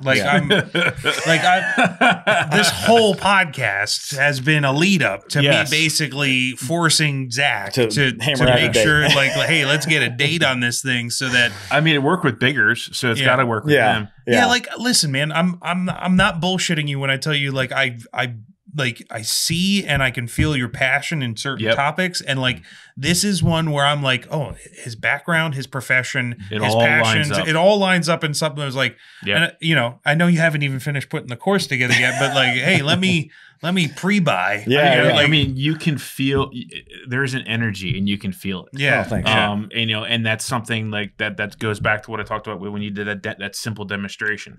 Like, it wasn't just the thing that happened, it was just the energy you put out about it and just your nature of it. So I am 100% excited for Mike to leverage you into doing that here in Pennsylvania. Yeah, it's just we look forward, and you know what? This is the sad part about the human condition. Like, that training, unfortunately, becomes relevant time and time again. Like, it's sad, but it's reality. Yeah. And the more people that we can get that out to within our circles, the more safe, the more prepared, the responsive that they can be. And not just that, but like even getting out on the small level helps change culture, because if the more people that hear about it, the more people that accept it, the more people that understand that this is a problem that can be tackled, that can be addressed, that can have solutions, that don't just keep things the status quo and just, having history repeat itself. Because honestly, and I'm a layman when it comes to this stuff, but like, I look at these things and go, oh, well, that seems like it's not simple to fix, but like, you can look at these things and like the hot wash them and like critique them and like pull them apart and then disseminate the information, like the things that you do in any type of culture or organization. That every professional sports team does just that. Right? You and we can get better at this. And absolutely. I think that's something that like, I think a good number of trainers do broach that topic, especially as even in some other classes as kind of a sub point, but it's super important for it to happen. Yeah. And as a dad, like, it's so important. Like, I want everybody to know that now, to have that knowledge. Yeah. I'm sorry. On that point, I just want to make one thing, because I heard something, and correct me if I'm wrong. You offer free training. I do. To to people that meet specific requirements, right? I do. Anyone that works in a school full time and they carry a firearm on their person during their employment, right? So the biggest group of that would be SROs, but anyone that works in a school full time and they carry a firearm on their person, like they train with Definitive Training Solutions for free. For any class, any location. You have to show up with the required gear, of course, like if there's an ammo requirement or whatever. But you show up and you train with us for free. Like I want as many trained people in schools, especially when we're talking about armed personnel in schools. And the biggest category, again, I think of is the SRO. That's how passionate I am about this. You will train with my company for free, any class, any location. Yeah, no, that's awesome. And that's putting the money where the mouth is, or putting the classes where your heart is. You know, there's no other way to really say is like that is how you can make change. Like if people meet those requirements, they train for free. It takes one roadblock out of the equation. Yeah. It gives them one less reason to not come to class. To be apprehensive about it. Yeah. Or there's a bunch of other reasons, that I want everyone to have training, right? But obviously I'm passionate about this topic of school safety. And so I thought to myself, like, those people that meet those requirements, right? They train for free with my company. They just have to show up with the required gear. So it's cool. That's awesome. Simple. And I'm honored to be able to offer that, to be honest with you. Yeah. I think that's very noble of you, sir. Yeah. All right. So we've been going, we've kind of covered the gamut here. Yes. I have one very important final question for you. Yes. What is the perfect post-training meal? And why might it be? Yeah. Well, so I have an answer that we're all going to know, that we all may have participated in recently. However, we've gotten some new information about that post-training meal. And we thought was very important. Critical information that I am honored to share on the Bulletin podcast. Yes, please do. The answer is White Castle is the best post-training anything meal, especially training. So as you can tell, not a sponsor, not yet, hopefully. Well, maybe someday. Maybe someday. The love of White Castle, at least that Mike and I share, was pivotal fostered years ago. Fostered and pivotal in our relationship. Yeah, it's how we fell in love. Exactly, and I won't bore your time with the story about how we both realized that we love White Castle, but I will tell you that there was a car full of people. It was really true. It was really through the shared the shared joy of seeing our friends in misery about the White Castle. And I didn't know everybody in that vehicle at the time, or I knew them all, but I didn't know their opinions on White Castle. Including Mike's, I don't think. Yeah. And then I found out that everybody in the vehicle, there was only two of us that appreciated White Castle. Yes. And so even before that, my love with White Castle was very present, very deep. But the best post-training meal is White Castle. Now, however, now that we got that out of the way, there's some other stuff we got to talk about real quick before this is over. So we found out a very critical, if you are a fan of White Castle, you need to pay attention right now. You need to pay attention because we found something that is absolutely something that should be in the public knowledge. As a positive. Well, you think it's positive that they do it that way? I'm fine with it. I used to dip them otherwise. Well, okay, so I'll let you spread the breaking news. Okay. Apparently. Oh wait, we can hit the news brief now. So White Castle in New Jersey and New York, those are the only locations by default put ketchup on the sliders. And not only do they put ketchup on the sliders, they put a very small, almost unknown amount until you bite into it. Yeah, it's not visible on the outside. So the problem is it's not obvious. So we need to have a quick also discussion about White Castle slider toppings, because typically I was always under the impression, living in the Midwest, not in those two states, thankfully. Well, yeah. that the White Castle sliders have two things. They have onions and they have pickles. And then that is where the perfection is in, because it is perfection. When it's like Glock. Yeah. But in small, soggy hamburger form. And even if you don't like, let's say, onions, right? Yeah. It's still going to have onions on it. So it's true. You can't get away from the onions. Yeah. So fast forward today, after the class, we're getting ready to enjoy the best post-training meal, which is White Castle sliders in the crave case. There was a crave case. And I go to extract a few of these for myself, right? And as I just, sometimes people may not know this, like I'm kind of a picky eater.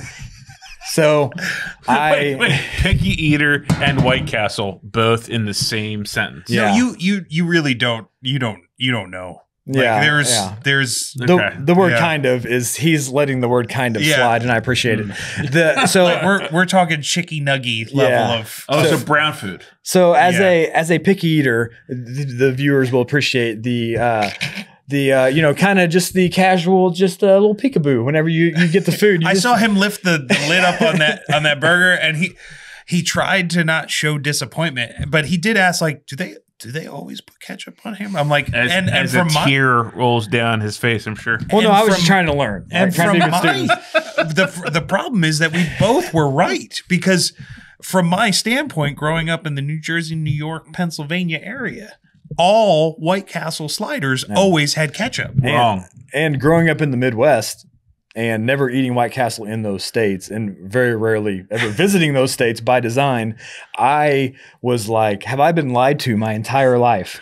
Because I have eaten White Castle on at least a couple dozen occasions and I do not remember them having ketchup. So then in my mind, when I saw that, that little quick pause was me thinking like, is somebody messing up the White Castle orders? Or do I really like ketchup and don't understand that I like ketchup? Have I always eaten ketchup and just not realized Has there been ketchup on these the whole time? Other questions I'm asking myself, my parents who knew that I'm a picky eater, have they been secretly not getting ketchup on the White Castle sliders my entire life? And have I been lied to about this? And then, so finally, I did the adult thing and I just tried to push through it. I probably got 4 or 5 of them down.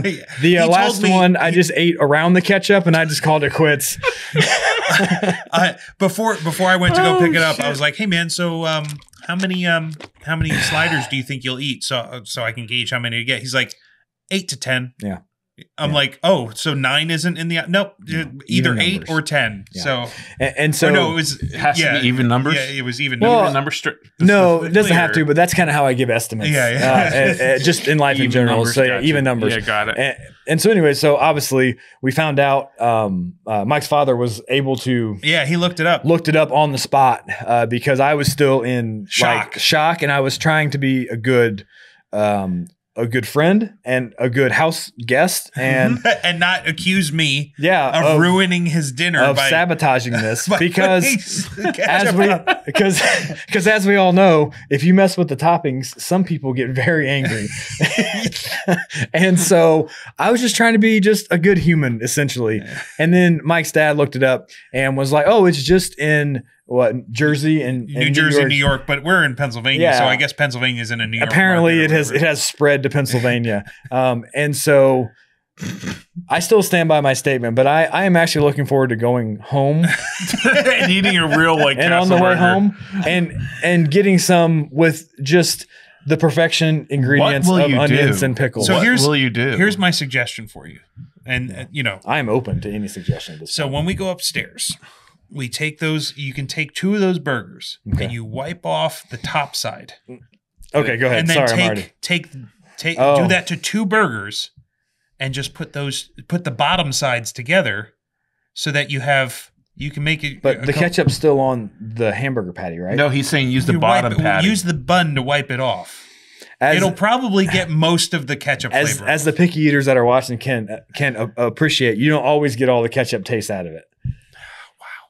So the onion covers most of it. I actually don't. I've never met anyone. Although that will wipe off all the pickles too. Yeah. The pickles are now integrated. Yeah. Into you can see the problem. A jar of pickles that you can add pickles to. You can make. Yeah, there are homemade. Those are spear pickles, and these deserve sliced pickles. Well, there's this thing. It's called a knife, and what you do is you take the knife, and when you cut horizontally across the spear, you'll make sliced. I feel like pickles. we're trying to fix problems that don't exist with what we're dealing with. I feel like if I was was teaching a class, you would be like, yeah, but it'd be better if, like, in the shotgun class, if we were driving a car. But that's not part of the class. That's not part of this discussion. Should absolutely be. It should be part of the It class. sounds like a Jay Gibson class. Now that right I say there. it, I actually probably should do that. But point is that no amount of slicing homemade spear pickles is going to fix what is an atrocity at this point.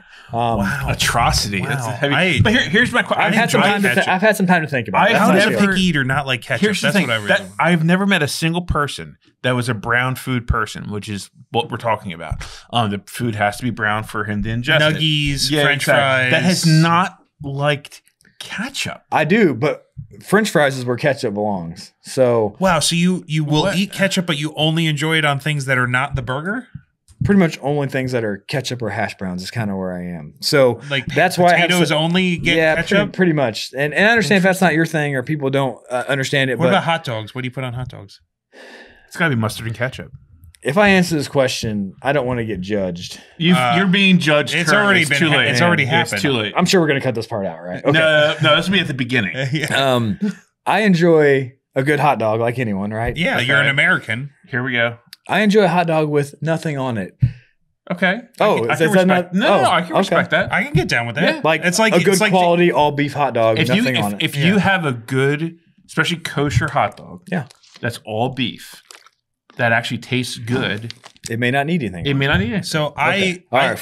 I feel I thought that yeah, was it's like gonna drinking kick out. black coffee. Like Yeah. you know, Yeah. a hot dog with nothing on it. That's fine. Okay. I would just say that I thought you were has- gonna say mayo or something. Yeah, oh yeah, I would have been like, get the fuck out.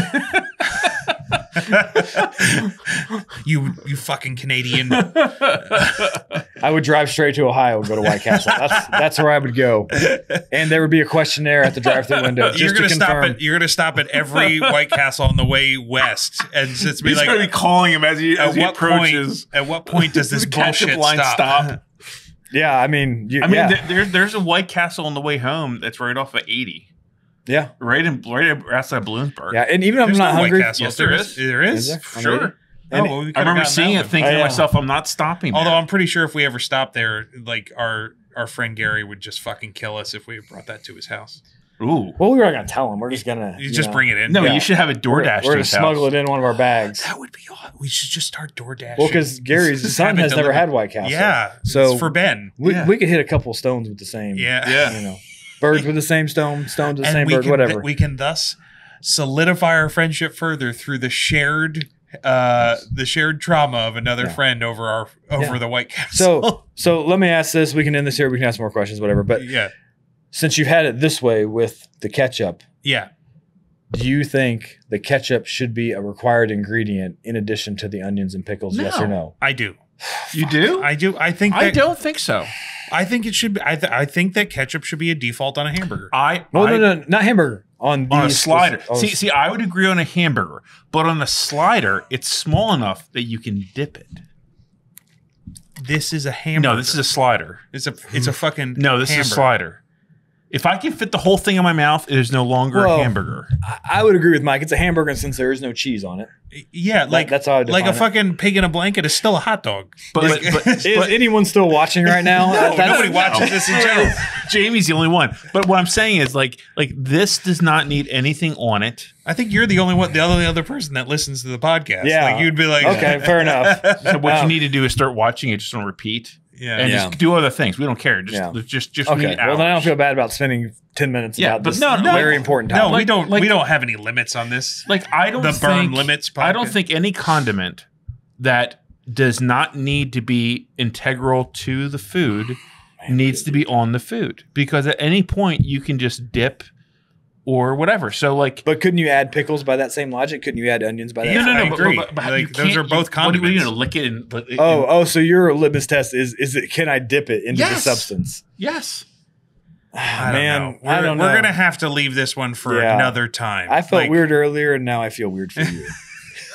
Yeah, we went into this conversation thinking that Zach would be the weird one, but I'm not the weird as one. usual, Max is the weird one. The best hot mustard on the face of the planet is McDonald's hot mustard. Yeah, I mean, I would. If you take McDonald's hot mustard and mix it with ketchup, you have almost the perfect dipping sauce for anything.